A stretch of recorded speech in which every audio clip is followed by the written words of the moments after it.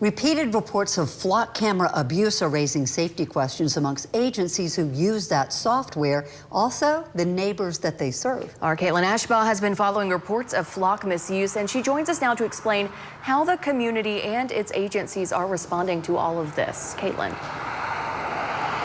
Hey, Sydney and Jane, what we do know at this point is that we've reached out to the South Carolina Criminal Justice Academy, who was reviewing the 4 employees across the upstate with law enforcement that were fired earlier in the summer, just weeks apart from each other. At this point, we haven't heard the status of those certifications, but we do know that Greer Police Department and the Greenville County Sheriff's Office have confirmed these numbers to us. The Greer Police Department says that they condemned the action of those 2 officers who were fired in late June for violating policy related to using flock. And shortly after that, as I just mentioned, GCSO also confirmed the termination of 2 of its employees for entering false information to records. In each of these cases, we're told flock noted suspicious activity in its database, which led agencies to audit and investigate the matter. A group in Travelers Rest of 400+ people is pushing for transparency and better safeguards to deter the future misuse of the flock cameras.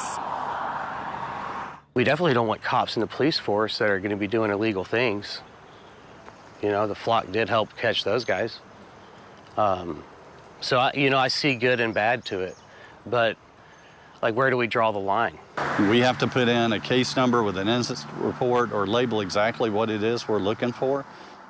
Anything other than that, then officers putting in false information, which would be considered misconduct.